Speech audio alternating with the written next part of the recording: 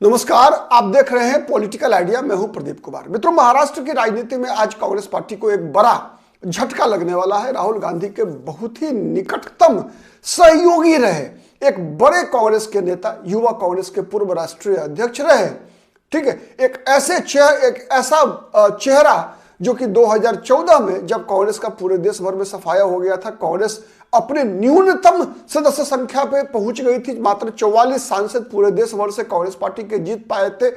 उस दौर में भी अपनी सीट बचाने में कामयाब रहे राजीव सातव, जो अब इस दुनिया में नहीं है। उनकी पत्नी प्रज्ञा सातव आज भारतीय जनता पार्टी में शामिल हो रही है।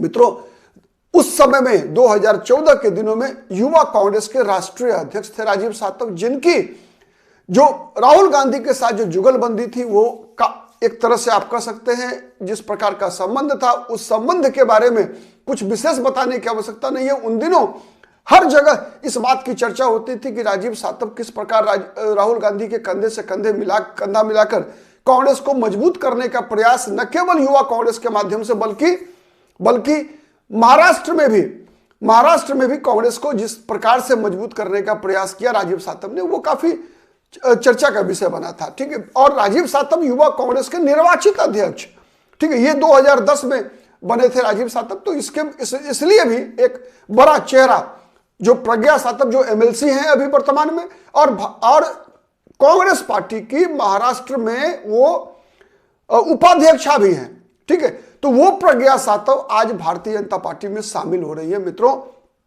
आपको याद होगा कि 2024 के लोकसभा चुनाव में कांग्रेस और महाविकास आघाड़ी, वहां भारतीय जनता पार्टी और जो महायुति भारतीय जनता पार्टी के नेतृत्व में एकनाथ शिंदे और अजित पवार की राष्ट्रवादी कांग्रेस पार्टी के साथ मिलकर बनी महायुति पर भारी पड़ी थी।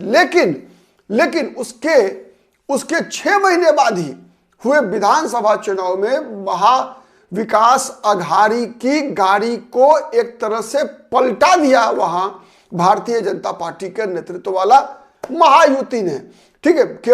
केवल महाविकास आघाड़ी की गाड़ी नहीं पलटी, बल्कि साथ साथ पलट गया मुख्यमंत्री का चेहरा भी, जिस एकनाथ शिंदे को आगे करके भारतीय जनता पार्टी के साथ वाली महायुति ने महाराष्ट्र विधानसभा का चुनाव लड़ा। चुनाव संपन्न होने के बाद, चुनाव जीतने के बाद, वही महायुति ने एकनाथ शिंदे के बदले देवेंद्र फडणवीस को मुख्यमंत्री चुना और पूर्व में एकनाथ शिंदे की सरकार में उप मुख्यमंत्री के रूप में शामिल रहे देवेंद्र फडणवीस बन गए मुख्यमंत्री और एकनाथ शिंदे बन गए उप मुख्यमंत्री। खैर, और ये तो रही पुरानी बात। लेकिन अब प्रज्ञा सातव जिस प्रकार से कांग्रेस पार्टी को छोड़कर बीजेपी में शामिल हो रही है, तो सबसे पहला प्रभाव और यह पड़ने जा रहा है कि महाराष्ट्र में निकाय चुनाव की घोषणा हो चुकी है। और महाराष्ट्र का निकाय चुनाव आप देखेंगे कहीं ना कहीं बहुत बड़ा महत्व रखता है महाराष्ट्र की राजनीति में। और इस ऐन मौके पर जिस प्रकार से प्रज्ञा सातव आज ही कुछ ही देर बाद भारतीय जनता पार्टी में शामिल होने जा रही है, ये कहीं ना कहीं भारतीय जनता पार्टी के हाथ को तो मजबूत करेगा, लेकिन कांग्रेस पार्टी के लिए एक बड़ा झटका माना जा रहा है, ठीक है। बहुत बड़ा झटका जो है, ठीक है, माना जा रहा है। इसलिए भी माना जा रहा है कि जिस राजीव सातव की ये पत्नी है, ठीक है, एक समय था ऐसा, बहुत ही कम उम्र में इनका निधन हो गया, ठीक है। लेकिन एक ऐसा दौर था जब राजीव सातव को काफी प्रतिभाशाली नेताओं में इनकी गिनती होती थी कांग्रेस पार्टी के अंदर, ठीक है। तो अब देखते हैं कि प्रज्ञा सातव को तो कांग्रेस रोक नहीं पाई है महाराष्ट्र में।